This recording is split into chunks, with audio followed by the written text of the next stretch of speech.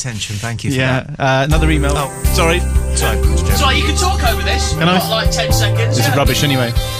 Is it a ramp? It is a ramp. It's a ramp. Any minute now, it's gonna go. See if I can get it. All right, you gotta go. Shut up Not then. yet. It's a ramp, not a donut. Now. Play Radio UK is the world's fastest growing internet radio network, and now we want to share our success with you. We will help you get more customers, more profit, and a bigger profile. Just ask Play Radio UK to build you a radio station of your very own for a remarkably small cost. And your shop, store or website will instantly have its own music, messages and adverts. Plus, you can make money by advertising for others. For a 140% increase in customer activity, call the Play Radio team today on 01243 556 355 or email us on team@playinstore.co.uk. If you want to try something different, then check out the wide range of music playing now on Play Top 40 UK. This is Play Radio UK. Dynamic Diction with Tommy and Duncan on Play Radio UK. Beware, the content of this show may offend. I'd like to do some emails, just run through them, just to register people who are Timothy Langer, Mark Pearson, thanks. John James. It's not necessarily sexual. Males often get erections in the morning if their bladders are full whilst asleep. That's right, yeah. The erection narrows the urethra. Does it really? Yeah. Well, it's like swelling up, isn't it? It's like, you know. I've got to say, admit not so much anonymous sort of confessions, but sometimes if I'm busting for a piss on the way home on the train, if you get a hard on it, it kind of makes that feeling of busting for a piss go away for a little bit. How do you do Makes that? the train go home. Well, usually I pick up a copy of The Sun that's lying around and sort of stare at page 3 for 5 minutes. Does that do it for works you? well for me, yeah. Just staring at page 3. Well, not just staring. I mean, obviously. Have you ever tried to have a piss when you're erect? Oh, you can't do it. You have to start. Either that, you have to stick. Next to the toilet. You kind of have to. Move back, You kind of have to stick your arse right back. You've got to move forward again. Douglas Adams wrote a very good book called The Meaning of Liff, in which he took place names in Britain and used them as words for things that we all know, but for which there is currently no word. And there is a place somewhere in Devon called Lower Peover, and he said that is trying to have a pee when you've got a semi-erection. What else was there? A Margate. That's a security bloke with whom you are on first name terms until there's a security check and you haven't got your pass, and he won't let you in. Which is a good one. There's a place in this country called Chip Shop, isn't there? Is there? Yeah, I think that's Cornwall area. I'm not sure.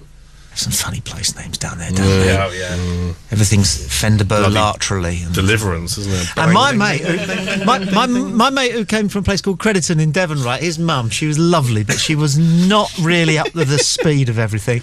And she went. They were driving around Devon one day, and she went, "Here, father, we're going round in circles here."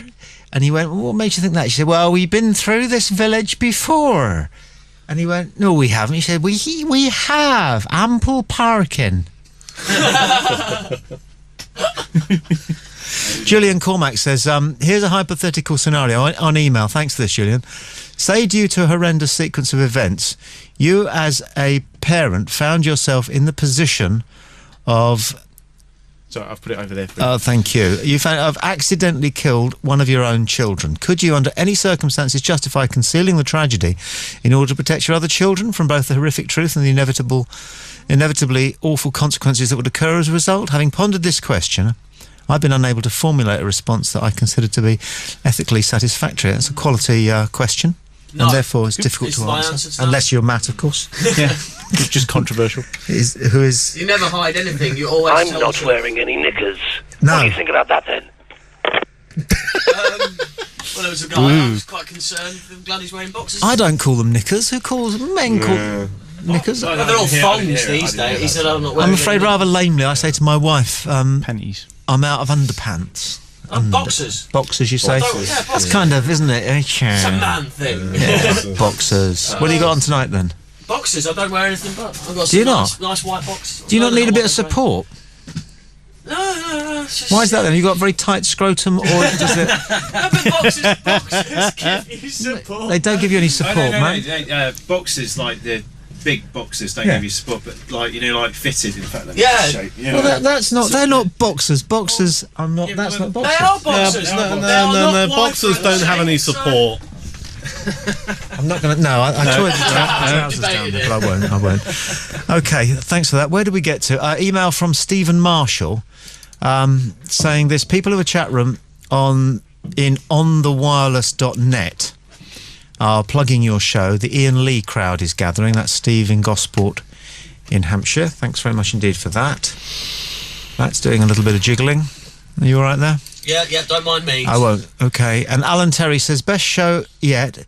It's wonderful being bisexual. My fantasy is Adam Rickett. And apparently there's the YouTube link, which I won't go to, but thank you for that anyway. Alan is excellent. Stuart, if we start collecting these emailers in our contacts file, we might be able to send them an email before the show telling them what we got in it. It's not hugely complicated. No, that's fairly easy. It is. It's another job, so I mean... It's fine. You reckon? Yep. Okay. Excuse me? Yes? Sorry, not just burp, sorry. Did you? Being polite. No, that's right. Little burpee doesn't matter. I don't want to smell it, though.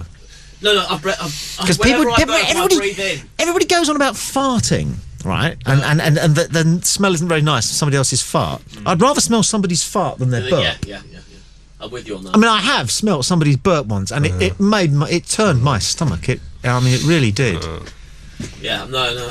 But it's the same triggers as farting, isn't it? Sorry? The triggers are the same, aren't you?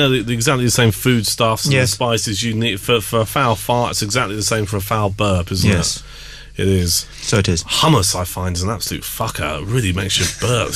I hate hummus. No. I didn't get a chance last week to tell you about my all-time greatest fart, because like all men, we can remember our best screw, and we can remember our best hangover. I can't remember my best screw. I think I was probably too drunk. Well, you weren't very good then, were you? You're not on her list. I don't know. She might be on your list, but you're not on her list. You were sending me the other day. It depends which one, actually. Yeah. We all thank you. One. Yeah. No, I won't go into that one. Where was I? Sorry.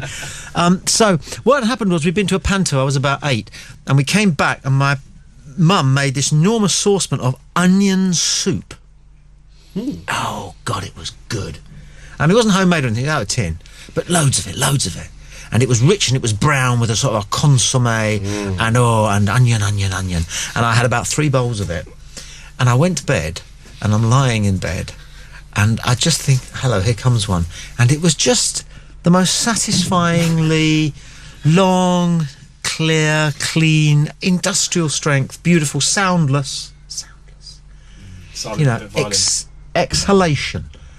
It was almost like a celebration of being alive. It was a glorious feeling, and that's why we like farting. We talked about it last week. Oh, it is a great feeling to let one rip, isn't it? Yeah, in private, when there's nobody else in the house. No, but sometimes, right, if it's silent, right, if you're making a noise, it's obvious it's you. But if it's silent, have you never just sort of walked up to someone you don't like, done it next to them, then walked off and watched the person and go, oh, have you just farted? That's disgusting. No, but the lady I was telling you about who thought that ample parking was a village, her husband was also a lovely country gent, and we went round their house one day, and it was summer, and suddenly we're chatting in the garden, and he gets up and he just walks away, and his wife went, "Where are you going, father?"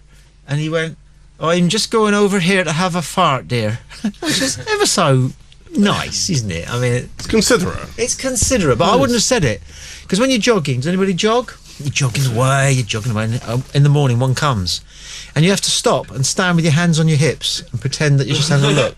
Well, you just let it rip while you're going. Because it would follow through.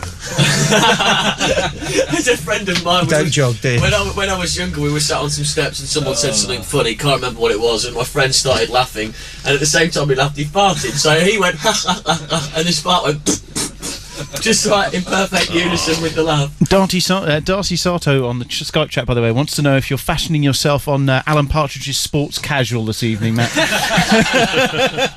Yes. Oh! Knowing me, knowing you. Oh. We're back after this one with Norfolk's youngest butcher. Up with the Partridge. So local radio. Guys, great show again tonight. Just emailing to get added to the mailing list, really. Oh, and I can't get on the Skype chat this week. This is Kirk Davis. Yep. Do we know, is that us or them or